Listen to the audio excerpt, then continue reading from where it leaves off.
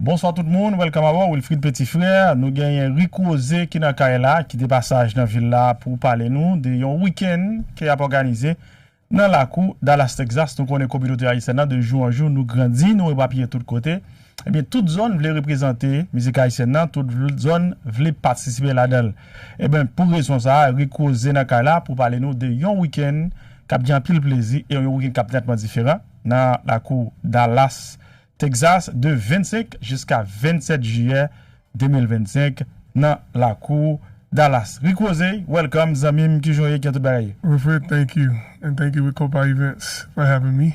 We're going there. I'm going to say Reek Rozay from Dallas, Texas. I've been living there for 8 years. Originally in the West Palm Beach. Oh, West Palm Beach. Yeah. Comment faire ça, West Palm Beach, ou tomber juste Dallas, ou t'as tombé Orlando, ou t'as tombé Atlanta avant, faire ou juste... Depends on by different, you know. Depuis des jeunes, like, you know, when I got out of high school, dans le collège, je jouais boule.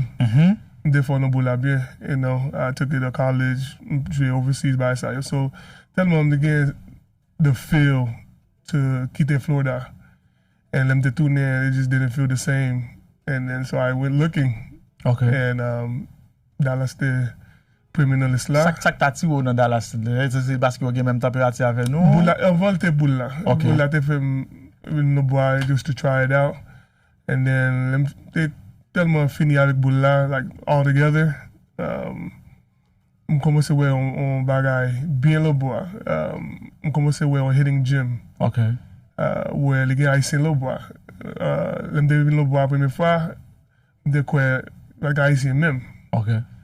And then lem commence à le bois année passée, 2 années passées. Elle va même seulement le bois, c'est haïtien. Moi, même question, like, si que haïtien le bois. And then, de cousin moi, te move le bois avant moi. Ok. Il était année avant moi, so l'aime de ouais les dim, yo les gens communauté haïtienne là-bas, pas tellement gros, but small community that yeah, you know they have things going for themselves, you know. But the only things missing was entertainment. Okay. You know. Also another side note, in Florida, Florida c'est un bel côté haïtien, le programme, so I've been around that for a long time. So it's only right that my cousin recommended me to do that. So let me faire my research. Let me look my ICL. I'm going to faire devoir to figure out like how do I get the word out. How do you reach them? Social media. Okay. One by one. I literally put on hashtag the Haitians in Dallas. Quand je commence à voir moun na Dallas à poster, à monter. C'était la première fois. Deuxième fois, nous avons influencé, on go influencers by Zopposé. They been in Dallas one fois, and then he made a big post about Dallas, Haïtien in Dallas. Il a fait un blog, whatever the case is, quand il a commencé à comment show up, passer, oh, kilo te vin là, I'm like, Haïtien or whatever. So I just took advantage and be like, okay, I really need to take full-on responsibility to get everybody together. Après ça, I started with a small WhatsApp group chat. And I'm commencé pour moun yo mette yo dans WhatsApp là. I'm commencé à like 60 people. And then 2021, I linked up with my partner, Diane Constant, who's my business manager and brand. She does my brand and marketing. Okay. I'm sorry, I'm over here talking without saying the right thing, but she's our marketing and business branding. She does an amazing job. And when she came in, that WhatsApp group chat turned from 60 to over 300, easy. And the group chat said, so it started becoming a thing. You guys build a small community within the WhatsApp group with everyone, pretty much everyone that's living in Dallas, qui présent, qui veut là-dedans. Yes. So from there, your plan actually worked. Because the first plan was, let's organize everybody. And then after that, the next step is going to be let's do the events. Definitely. Yeah. Definitely. Now, when we hear Dallas, moi-même beaucoup là, mais quand même, what is it like? Bon, c'est moi-même somebody we big down here in Florida, and then what's the food is like? Qui genre vibe là pour un monde qui beaucoup fait expérience là? So vibe là, yon pile le bois Dallas. It's very diverse. Number one on the map, when you hear Texas, when you hear Dallas, it's like bagay Western, bagay cowboy, cowgirls. I'm with the attire of a cowboy, cowgirl. Bien mette, you know? And then, let's commence with the vibes. Oge Black American, yo, kunya oge nationality Nigerians. Okay. Pile African, pile. It's very diverse. And you want some too. Okay, so nous pas séparés, nous pas détachés, you guys mingle together, m'gen wal non fête, m'a vinn plusieurs groupes de monde ensemble. Definitely. Because someone moves to Dallas, or Haïtien, per se, and you bagage when program Haïtien, whatever the case is, you go to the next best thing, which is Afrobeat. Afrobeat, close to it, or reggae, or dancehall, whatever. You know? Tellement qu'on s'abat but quand j'allais commencer à faire programme pour tête haïtienne and just, you know, it felt right. You know, now the Haitians are starting to come. Now people are open to try our culture, and it's fun. It's exciting to watch it grow. Again, Dallas is a hidden gem. It's a melting pot of a city. One thing that makes Dallas unique, especially for Haitians, Haitian native in Dallas. So mun Haitian in Dallas kunyala, they coming from Tout le monde c'est vini. New York, Canada. But is it expensive to live there? No, not at all. Whatever the price range out here is, cut it in half over there. Oh, so c'est ça que grand pile monde ka Dallas. Yes. Over there wapwe depuis moun no lo bois gamunyo. You know, that when out there, initially they go out there because you'll be acheté kai. So pile moun yo était in Fort Worth. Fort Worth to Dallas, on distance like an hour 15. Okay. But Genyo connaît côté vibes yo était en Dallas. Okay. Downtown, get Addison get playing no tout côté là. Et là, on peut haïtien the young ones. Okay. C'est comme moun yo après acheté goka. Non, acheté goka pilte. Yo pense ça Haïti yo café élevage. Yeah, definitely. You know, they come with motives, you know. You know. But is it easy to find work? Est-ce que l'on a l'autre bois, moun ka jeune travail? Depuis moun ka travail, la jeune travail. Definitely. Et tellement de travail seulement tout, no. You got the space to create your own business. Entrepreneur. Okay. It's very, very heavy. You get They have mixers, like constant mixers. Create resources, networking, all that stuff. So they pride in that, you know. So if I tell them, get problem where you come in to get a job, let alone get a job and have your own hustle to do something. Yeah, and that's why I feel like I gained my confidence over there to do what I'm doing now, because not only I got a job, I can take this job to give me space to create other things. Très bien. Voilà, ou ka ambassadeur pour Dallas, ou bienvenue là. Moi-même j'ai visité. Parce que c'est ça qui est important. Et lors de nos communautés, si c'est vous même qui c'est leader, ou même qui organise activité en communauté, faut qu'on une communauté. Faut qu'on qui va. Mais quand y a là, nous a fait la manger. C'est moi bon ici nous, si manger nous pas négocier ça. Est-ce que ça présent dans Dallas? Est-ce que manger mélange ensemble, on dit barbecue ribs and chicken and things like that? Brisket. Soul food. Okay, southern food, pretty much. Yes, southern food, all the way. That's the number one. Mais est-ce qu'il y a un restaurant haïtien l'autre bois qui commence à venir? Yes, there's a couple. There's a couple out there, about 2 or 3 of them right now, but a lot of haïtiens who are catering. You know, so, of course, you know, like bien, you know. So it's growing, you know, definitely to a point where, you know, give it about a good 5 more years, Dallas, Texas, or just Texas is gonna be the next major hub for the Haitian culture. Très bien. On entre dans le milieu entertainment là, you grouped everyone, and then now, you get accès à moun yo, you get téléphone, n'a pas échanger ensemble. Now you know what they want. Ou kon ki jan de fête ou vle. Qui premier fête ou te fait, and then what have you done lately, est-ce que c'est success nous ka di? Est-ce que nous ka mettre successful devant événement fait déjà? My first event the fair has to be within myself. 'Cause I had another team that I was working with on this that was a bridge between Florida and Texas. And we did we collab with other promoters where we did Kai for the first time. And not again like dance classes, not again KOTR. Okay. With Sonny and Jess, the little boy, they help us get the word out, the culture, embrace it. But my very first one had to be Gabel. Okay. Gabel was my first one. How did you know c'est Gabel moun yo te vle? Mais c'est ça te proposé yo. Ma question de connaître c'est Gabel te vle, it was just take the risk. Okay. I just know it was on programme. It didn't even matter who it was. Okay.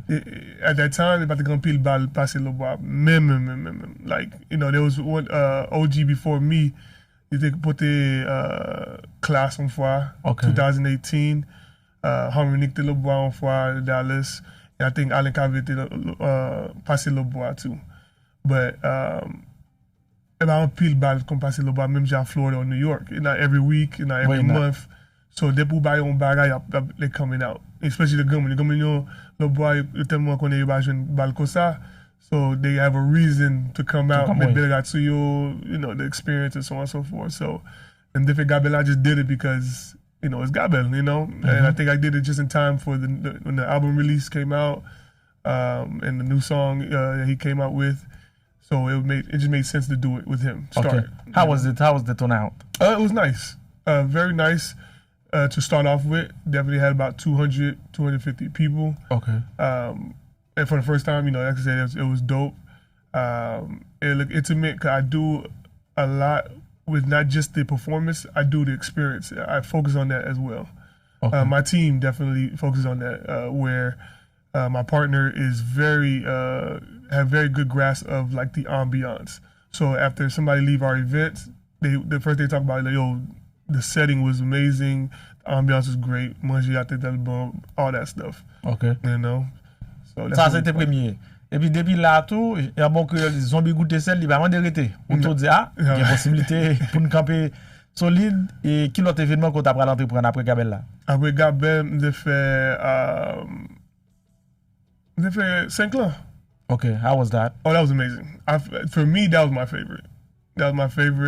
Favorite in terms of turnout, in terms of vibe, turnout, the vibes, the mixture of the young with the new. Yes, and that's part of one of our strategics too. Like you want to have that line drawn where you have both the older heads and the young group come together. Mm-hmm. So tell them I can't just bring out certain people where one side of people, this age group doesn't understand who they are, and then vice versa.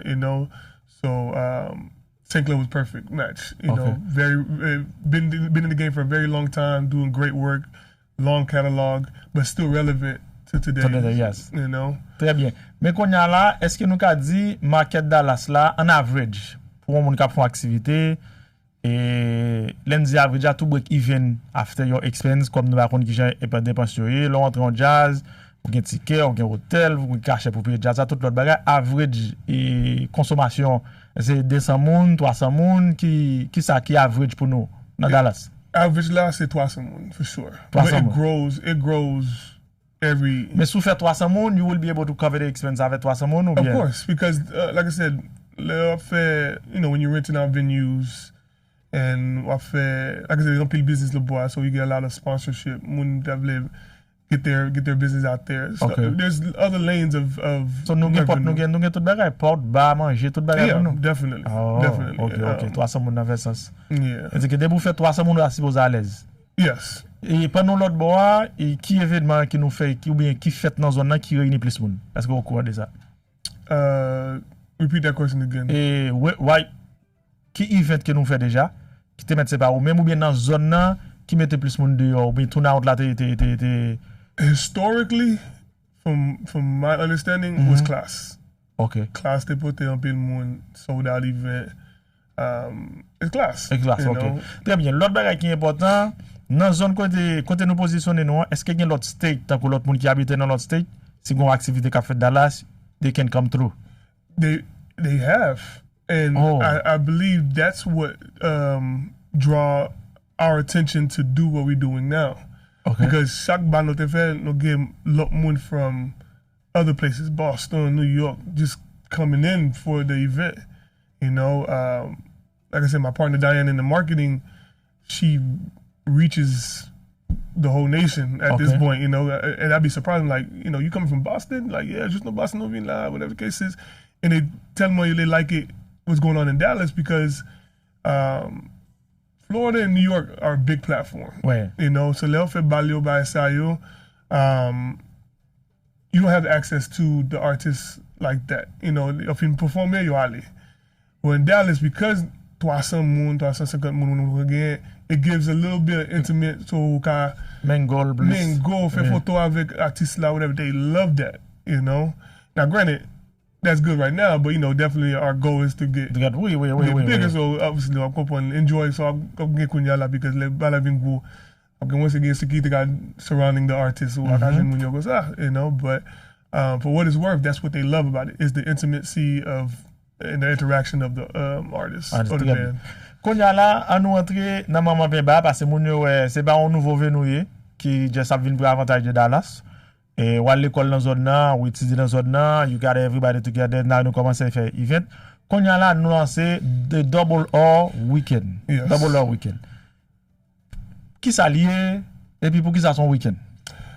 Double R Weekend is the ultimate experience to shine light on Dallas, Texas, or Texas as a whole, but mainly Dallas, Texas. That's the home team. Why a weekend? I've invited Moon and other states to come and share that experience because experience Dallas. Because, like I said, we're growing and we're not going nowhere at this point. You know, there's no regressing. We're just increasing the numbers, and in no time, like a stock market. When in years, you're going to see Dallas going to be one of the conversations. Non, là bon, encore, week-end c'est de 25 à 27. Yes. Pour qui ça, est-ce que week-end ça, date ça, livrer des bagages pour Dallas même, ou bien c'était zone date ça qui est bon pour nous en termes de booking, l'on a fait contrat avec Jazz ou bien artiste? I'm going to say all the above in a sense, because nous sommes avec partner avec the team. We know a few things. We know we're not going to be competing with other major holidays. Mm-hmm. You know, we respect what's been done up to this point. You know, like this week, it's the Haitian Flag Week. If I fait sense, if I fait business sense, I fait a week where everybody knows it's going to be at. It's Miami weekend. It's New York weekend. It's Montreal weekend. Nous get tout compétition avec nous-mêmes n'a créé weekend par nous weekend Dallas là pour mon dire you know what, I did Miami, I did New York, let me go to Dallas. Let me go to Dallas on a dead weekend. It's still the summer. This is a chance to come out and share the experience. You know, really be open to something new than, you know, an every year thing. À nous entrer dans détail weekend dans son weekend de vendredi au dimanche. Yes. OK. Konya là, si n'a invité moun de pour venir, est-ce que ticket avion son bail qui cher, est-ce que hôtel son bail qui cher, côté que les moun a venir pour loger? Il va tellement cher. It's fair.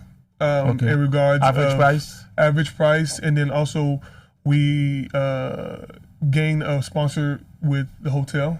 Okay. So we want, you know, we got everybody to get a hotel room on the one roof, the Hyatt Hotel. Okay. So packages were accommodated of the hotel as well as the tickets. Okay. Also, you know, it's not that you got to pay everything up front.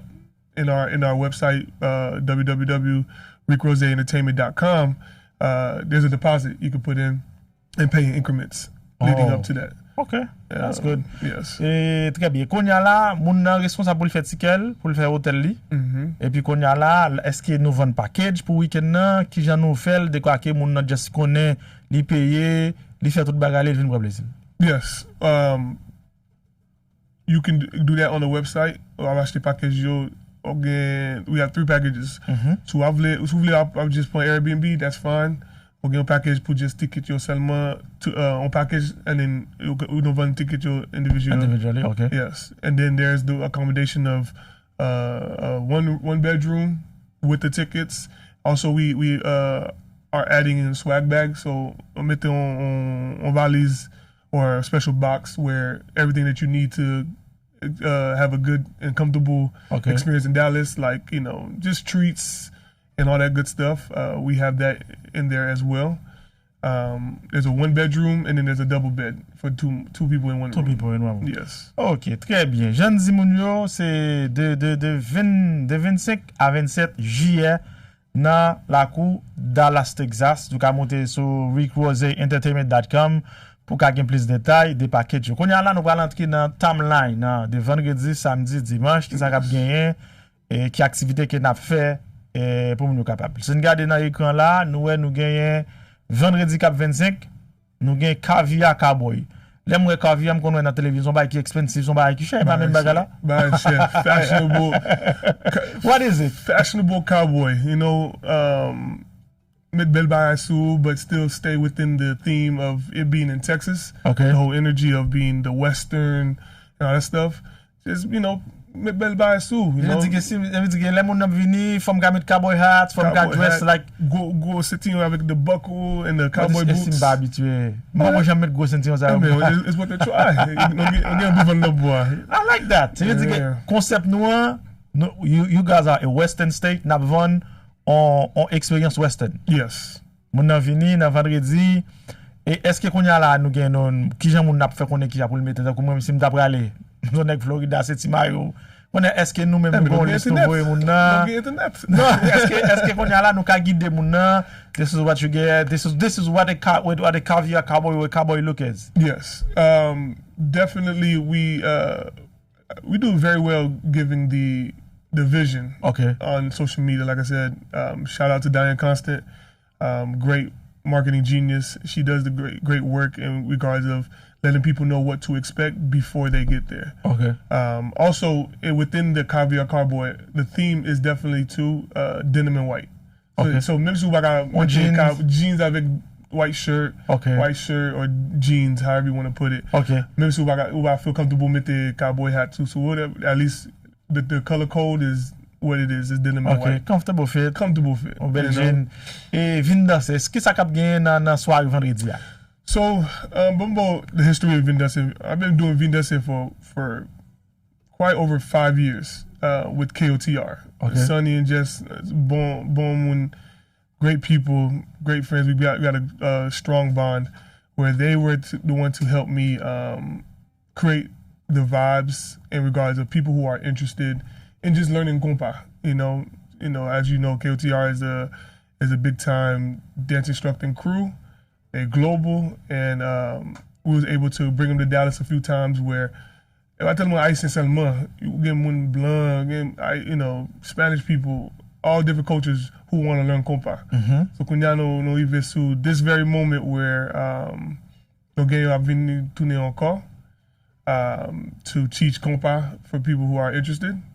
But here's the twist. Kunya na fait une collaboration avec moun na Dallas who are now line dancing teachers.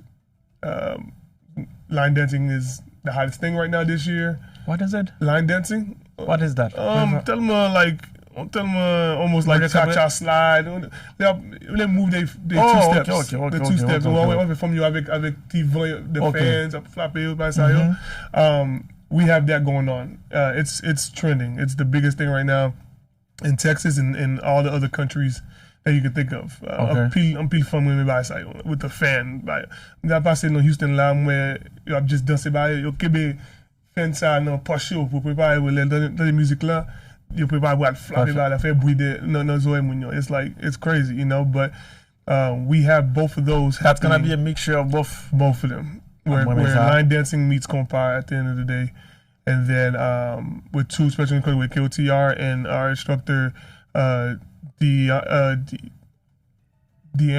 and Mr. Make Your Move. And then we got other special things going on after the class.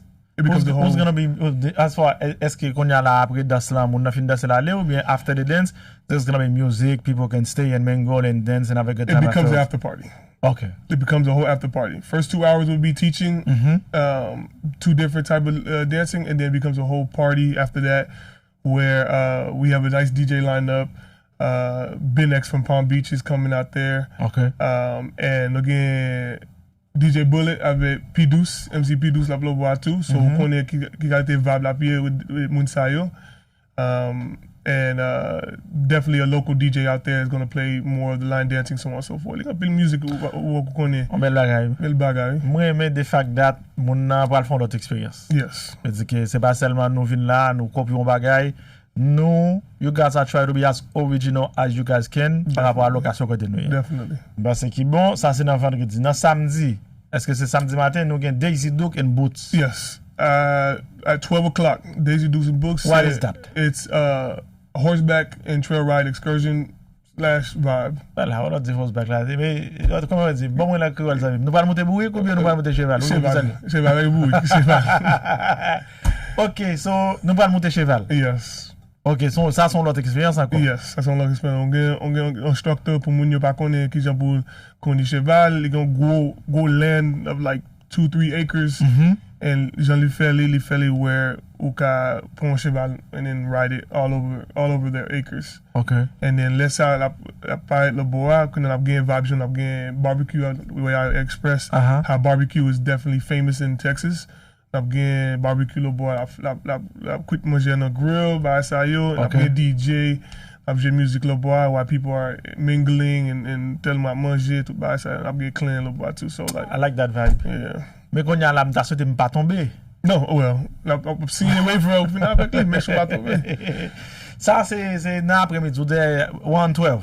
12, yeah, between 12 up to 4 o'clock, 5 o'clock. Okay. Yeah. OK. Dans la soirée qu'on y a là, qui ça gap gain comme événement?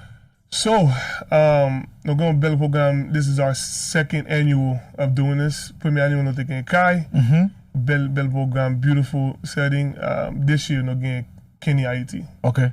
I performed live in front of a bunch of people who are fanatics of him. But most important, I think the event is just stunning in itself. Okay. It's just beautiful to see. Yeah. A lot of people love that. And for you to experience that with your peers, but also meet new faces as well. Because weekend ça, c'est pas seulement moun m'a invité dans Florida avec nous seulement, m'gè moun dans West Coast là tout la vini tout. Okay. Shout out to Catching Sunset with AJ and DJ Solo and them. No collab on weekend ça tout. They're bringing moun Portland. We're going to get ice in Portland. Ice in Portland, Seattle, San Diego, everywhere. Everywhere. Everywhere. And mais bal ça son ballon blanc. Blanc, yes. OK, c'est Kenny Haiti. L'on fait choix de Kenny, mettre Kenny dans la comme ça. Est-ce que qui musique Kenny rive l'autre bois? Est-ce que moun veut consommer Kenny localement? Et parce que l'on font choix, son choix business et tout. Does it make sense? Ta coup, soirée samedi, c'est supposé une petite grosse soirée pour week-end. Definitely. It's our biggest event. It's our biggest event, tellement because Sana Fela, when Kenny Haiti, his vibe is definitely inviting to not just Icing, but the Caribbean people as well. Some music like jouer. Shout out to Kenny with that unique flavor of music that he does, where we're going to see not just Icing, but Caribbean, Trinidad, avec Jamaican Sayolo boy. OK. Ça c'est Kenny Haiti, Teddy Mix, DJ Ben X qui fait samedi en blanc souple, en frigidaire, en blanc, bien habillé. Et pour nous aller, c'est ça encore mon qui côté ticket encore, c'est Reek Rozay Entertainment.com. Très bien. Qu'on y a là samedi nous font activité dans midday 12 et puis dans la soirée nous parlons danser. Yes. Qu'on a Sunday most likely some relaxed day, moun yo pas fait trop bagay. What do we have on Sunday? Bon, c'est me dire ça. Sunday c'est un autre deuxième big event en ça. Nous avons un gros pool party dans fait là. Et nous le temps de nous on connaît what to expect. Let me know little prompt pour me know bien. I had to make sense of it first before. I'm like, oh, okay, I see what they did there. Yeah, so the name of the pool party is Hygerian.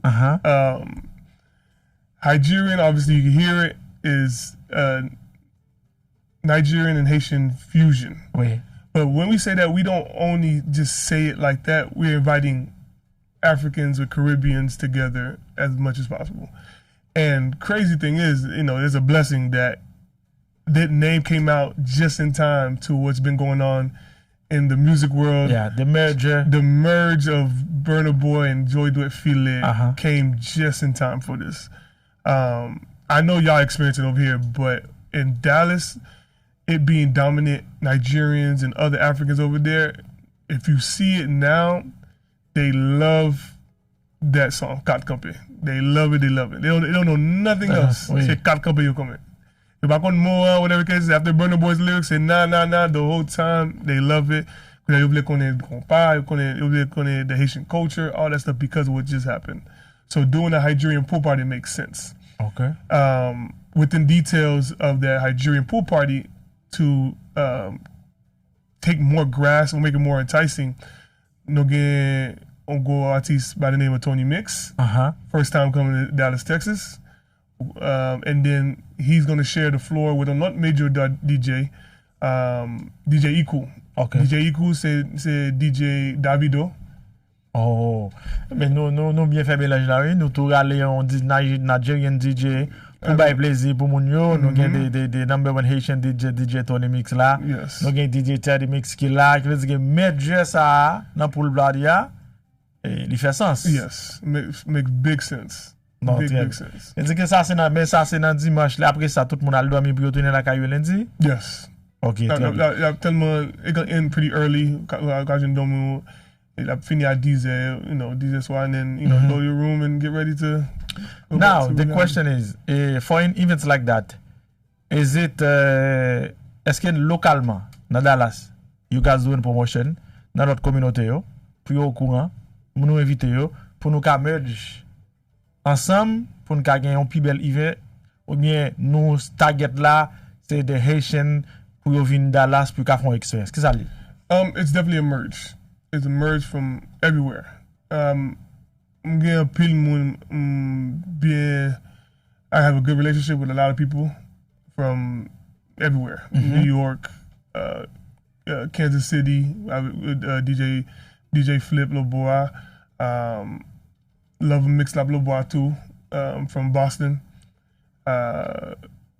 Just a whole bunch of people. And I just thought the perfect time to do a summer event and using all my resources was now. Okay. As well as we always going to focus on the home team while all that stuff is happening too.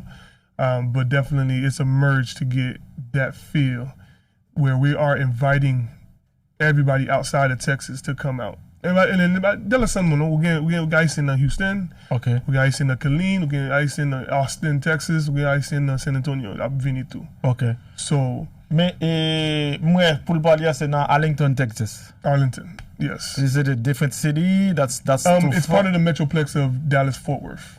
Okay. Dallas Fort Worth as a whole is breaking to like 3 counties. Okay. I'm getting Fort Worth, I'm getting Arlington, I'm getting Dallas. Even Dallas got a metroplex in itself. We'll get these cities like Addison, Richardson, Plano. The list goes on and on. It's crazy how big Texas is. And when you come out there, you'll see, like I said, highway. Like Main Street, nothing. Like in military trail, I say highway 75, 635, that's it. But Arlington's on bon côté for the pool party, definitely. But it's right next to the Cowboy Stadium. Okay. So, là où venu, après Cowboy Stadium, AT&T Stadium, it's beautiful. En parlant de Cowboy Stadium, on moun qui vini, tako qui dit, bon, you know what, I'm gonna do the trip, I'm gonna go to Dallas for the very first time. Est-ce que gen activité te moun ka fait during the day, tako si moun nan dit, you know what, this is my first time, I'm gonna go to the events, but I wanna do other activities. Yes. Tako est-ce que moun nan gen possibilité pour yo faire ça, et puis qui genre de bagay que moun ka fait, tako si moun ka visiter Dallas pour la première fois par exemple? Oh, definitely. You know, peel activity le bois, get museums. Okay. Or get bell brunch. Like, I think another thing they do well out there in Dallas, they pride themselves in the brunch aspect, rooftop, just the vibe. Okay. You know, and of course, Montreal, they take a lot of pride in that. No, get people like monthly food truck vendors, events, festivals, all that stuff, de tout le bois. So, throughout the day, ou ka mwen chercher yon bay pou fè. Okay. Even the mall la, the gallery mall, inside the mall, you get a skating ring. Pil moun kwa lo bois. Inside the mall? Yeah, of course. Okay. In the middle of the mall, skating ring, so, you know, I'm not put the team on you, but, you know, for your own sake, wa lo bois, wa shopping, ou ka fè skating lo bois too. And then just, there's a lot of sightseeing type of deals. Is it hot during that time? Of course. At least même jam Florida là, même soleil là, ok. Avec que moun ka ale, moun na ka mette la l'aise. Vil comfortable fit, moun na ka mette la l'aise parce que summertime ni. Shorts and all that good stuff we can mette. In our mga bon inside no swag bag nan again, I buy moun chapeau, I buy moun defend, you know, all that stuff to take care of them. And probably like a water bottle with our brand and all that stuff. So, you know, you are taken care of. Très bien. Et nous détails événements de jour par jour, de toute bagaille qui on moun nap gen pour yo faire la donne. Et konye a la, qui objectif pas nous-mêmes et Reek Rozay Entertainment qui a organisé week-end ça. Et est-ce que what's the objective behind this planning, this weekend that you guys put together? The objective of this whole thing is, like I said, is to give light to Texas. Again, we're not going nowhere. By program side, by someone sell one-stop shop. By side will be every year, and it gets bigger because every day somebody's moving to Texas. I used to say that moving to Texas from wherever direction they're coming. An opportunity to be in the conversation when it comes to either it's HMI or the political stuff. Like we feel what you guys feel. We are the additional of the overflow of what's going on in Florida and New York for many reasons. If it's financial, if it's for a better opportunity, it's for better living. You know, Texas is for me, I feel like it's number one. And I know I'm being biased because I live there, but it's really that simple out there. Love is real out there, and I didn't regret it, you know. Gen yon lot bagay konen, bon isa nou branche tout bagay, nou konen gon dossier immigration et en bas gouvernement ça que nous y a parfois qui crée inquiétude pour communauté pa nou an. Et est-ce que l'autre bois tout nous pas remarquer ça, est-ce qu'elle pas affecté nous parce que si n'a pas organisé un week-end n'a pas dit moun vin fêter, est-ce que moun yo même yo en mezi pour yo vin fêter parce que nous même dans Miami il y a des événements qui passent à côté qu'on y a. Est-ce que nous même target audience nous ou bien dans Dallas là nous ça pas déranger nous? Il pas déranger nous quand pile moun ça dans Texas le bois. M'a dou le nous va gen moun programme ça te pote yo là but majority of people are taking, you know, they're documented people. Okay. Prior to. Them do moun le bois c'est moun ta gen business déjà, moun c'est docteur, moun c'est real estate, un pile moun real estate. Haïtien le bois, real estate te un pile le bois. So that's not even a thing we worry about over there because we're just highly documented over there. Okay. You know, and I don't think I heard not too much stories of when the cleanup, I call it, the Trump cleanup came about. It wasn't affected by Dallas at least. Okay. Très bien. Qu'on y a là, when it's come to price, est-ce que son week-end qui expensive? Est-ce que week-end na average? Pour un monde qui a besoin de faire un week-end, par exemple, on a besoin de get the package, I mean, qui prix package ou bien est-ce que everything is on the website, the person have to go on the website and then you choisi tout ça qui est bon pour yo, nous avons plusieurs types de packages que nous offrons sur ce site là. Yes, no website là, no game package. It's very fair compared to, you know, I'm not going to compare, but we did a amazing job where, again, like I said, even the hotel was a major plus because it's discounted. It's discounted to a fair rate where initially it's one price, especially that weekend. Done the convention going on Lobo but they was nice enough because they love our vision behind what we're doing. Okay. They give us good discount on the hotel rooms. Ticket prices definitely fair because one thing, like I said, we do very well outside of just the performance is we do great ambiance. We do great hospitality. We give people more than just Kenny, Tony and Iku. Mais qu'on y a là, l'autre bagage qui est important, parce que moi-même fait getaway en pile. Est-ce que t'as en termes de courtoisie, là, si match ton package, hôtel moi là-dedans, Yes. complete package, and then m'rive hôtel là, est-ce que même pas courtoisie, grand transportation qui n'a bon moins de airport là, pour me venir dans hôtel là, to check in, to make sure I'm relaxed, to be I have to pay for my own transportation when it comes to that. Yes, this year we definitely recommend people to Uber and Okay. get the cars. How long is the distance like? Everything around there is no more than 15-20 minutes. Oh, okay, that's So I think the furthest one it would be Arlington. okay. Depending on the traffic, I don't think on a Sunday traffic's that bad, but you would be driving 25-30 minutes to tops. But everything is With an in and out within 15 minutes. yes. Okay. And the location we got, the hotel, is surrounded by so many things, like a lot of food spots. Okay. There's a whole street full of restaurants. Again, Maja Africain, again, Benihana's, again, all this other stuff that you can experience. Okay. And then obviously the mall is right there as well. Mall, I said, presque 5 minutes drive. Mais nous mettons moun yo nan mi-temps et côté toute activité a fait pour moun yo ka mingle, yo ka monter descendre. Definitely. Et qu'est-ce pense qui bon, ba nous téléphone parce que bon ici a moun yo remet pas faire au parler moun, gen moun qui gen doit monter sur website mais gen des moun ça moun nan pour yo parler même parce que nous haïtiens nous remet len parler dans téléphone. C'est intel de parler. Definitely. What's the numbers for them to reach out? What's the number they can call to For more information, phone number 469-509-3131. 469 509 31 3131. Okay. That's a gen moun tou ki di gen moun ki VIP. Si yo parler for aller en VIP.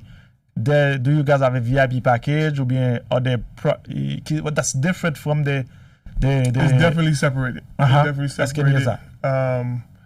We do it that way so we can because a lot of third parties are involved to, like, when it comes to hospital stuff. So obviously you got the regular ticket buyers, and then you got the VIP. With the VIP is focused on way different. With like I said, a lot of businesses. We have a third party bottle girl service and all that stuff. They focus on that and they do an amazing job. Okay. And that's how we decided to do it. What do I get if I want to get a VNB package? Upgrade ki mgen ki sa included la den. For example, is it bottles? Is it the bottles section? Okay. And just the hospitality is definitely different. Okay. Is that for the weekend, not to the event show, or bien specific events? It's gonna be divided three for all three events. Okay. When there's no one big one, that's something for that you can call in. For that exclusivity of all three into one, you can call us. But on the website, you also get the VIP package as well. Okay. Across the board, it's definitely organized in the library format where you get anything you're looking for will be there. Okay. Encore, the website is Reek Rozay Entertainment. Qui yon écrit Reek là? Pour moun yo ba connaît c'est R-E yo écrit. So REEK ROZAY entertainment.com. Okay. REEK entertainment.com. Yes. reekrozay.com. Montez sur li, wap jwen tout package. Bon, et tout détail, parce qui important pour moun yo, nan vendredi c'est vin danser. Vin danser. With KOTR. Et samedi nous pral monter cheval. Desidouk, et nous pral monter cheval dans après-midi barbecue. It's I like that vibe. C'est si mal Dallas, gen ba faut me faire baga faire Florida. C'est pour monter faut mal juste bien loin, juste like Zahachi pour aller.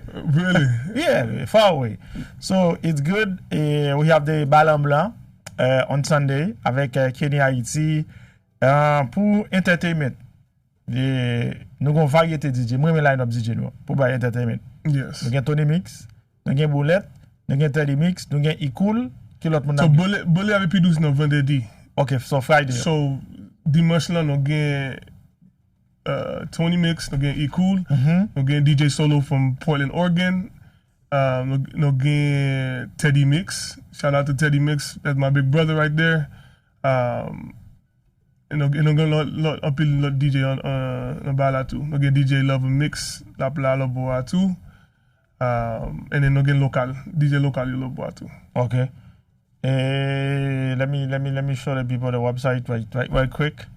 This is the website with information que nous besoin, la donne, all the parties going on.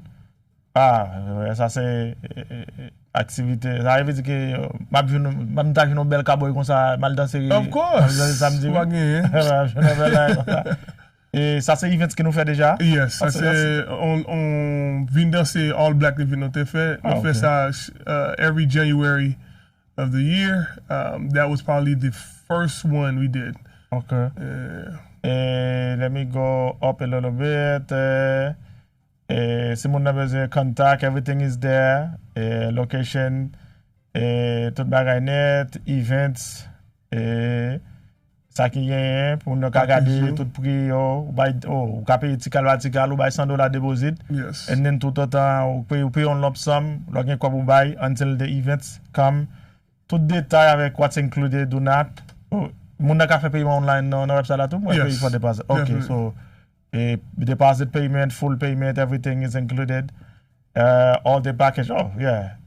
And then individual tickets. Si moun a besoin de ticket pour un ballon blanc seulement, le cabran. Yes. Okay, that's very nice. But ça pas fait sens. On va on le paye pour un seul programme. Oui, non, ça c'est pour moun qui local. Local, yeah, of course. Mais y a vinn derrière pour tout ça. Non, moi même parce que expérience là net à belle, parce que c'est tout un week-end on moun ka fait déplacement autour pour un week-end là parce que chaque jour yo bon une activité différente et qui custom according to what they doing over there. So activité y a fait c'est pas une activité soit non getaway ou nan compagnie Vegas ou bien. It's nettement différent. Soit dans takeover parce que ça aussi et getaway que nous fait promotion pour yo, dans takeover on l'autre expérience. Là Dallas là va l'autre expérience. Yes. Et moi aimer ça, veut dire que ou pas cal Dallas tout pour pas prendre petit sodden photo. Est-ce pas bien un petit color green tu bail ça ou bien cornbread voilà bien fait from scratch. C'est que si m'bral Dallas m'a get a workout avant pour ça m'bral manger l'aime tourner. Non, et I love the weekend. Moi j'en nous formater là. Et nous pas copier sur l'autre monde, nous prend idée mais nous-mêmes nous custom li selon pour Dallas Texas. Definitely. C'est que on monde qui vient for expérience on expérience pas tant que dans l'autre événement parce que c'est très bon depuis 9 vendredi nous vinn danser et samedi nous gagne des Daisy Dukes après ça nous gagne ballon blanc dimanche nous gagne des Algériens pool party c'est que chaque jour gagne activité manger on belle ambiance on belle vibe encore l'a fait chaud mesdames qui aiment caler quoi yo n'a pas espace pour nous caler quoi nous flaneur qui aime mettre belles sandales faisons nous seulement pas ka monter nous pas ka monter nous pas mettre caler quoi mais c'est là bon. Et Rick, je suis content et passage là. Je souhaite bon, et pas premier et pas dernière fois passé parce que le programme est juste en juillet. Faut qu'on retourne pour ba notre update et qu'on a nous lancé qui gens senti vibe là. Est-ce qu'on senti même localement dans monde Texas, yo manifesté engouement pour un week-end comme ça? Yes, definitely. Mon local yo big supporter. Shout out to the Haitians in Dallas and Haitians by Association. I love you guys. DFWZ, Dallas Fort Worth Zoes. This is for you guys. You know, we come a long way, and we here, and you know what's to be expected.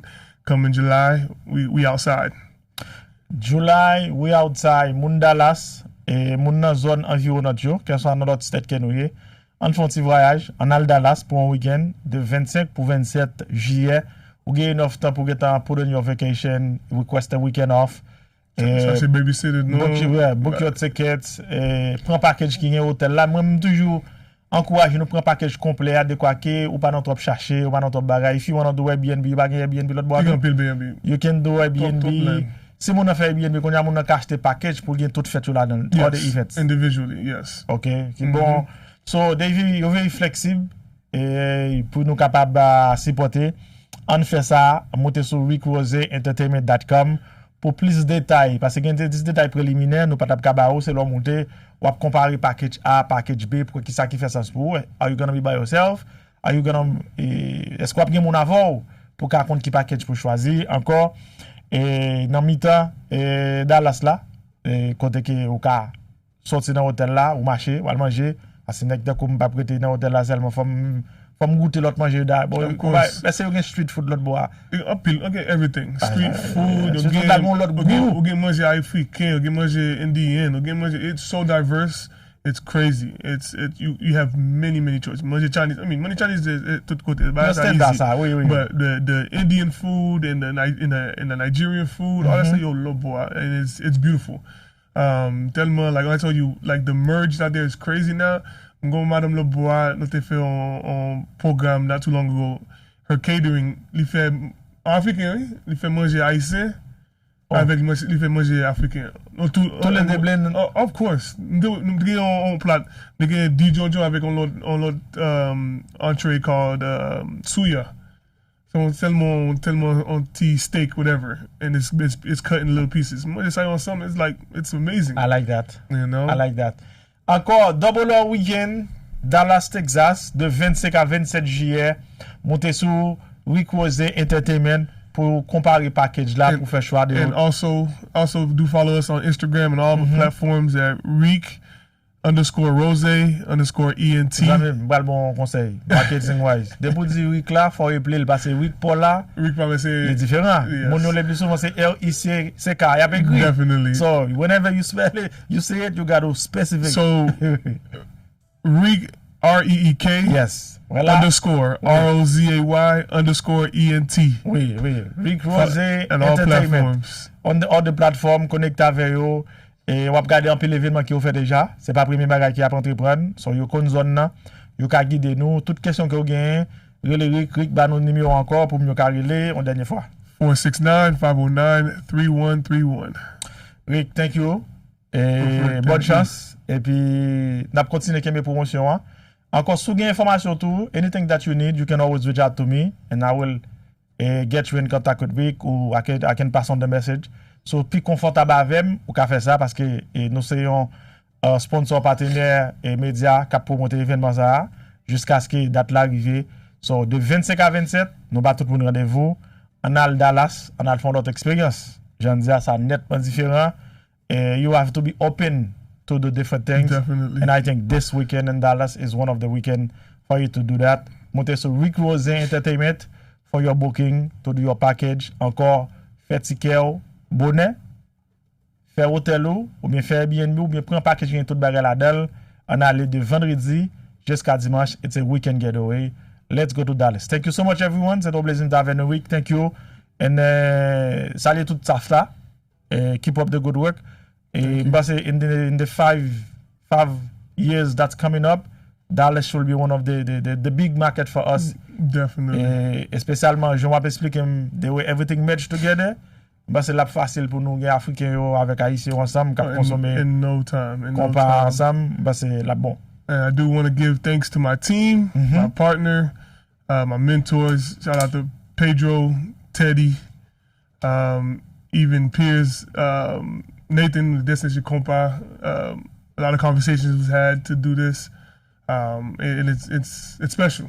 And you guys are the reason why this is happening. Outside of my vision, you make my vision come to life, and we're here. Let's make it happen.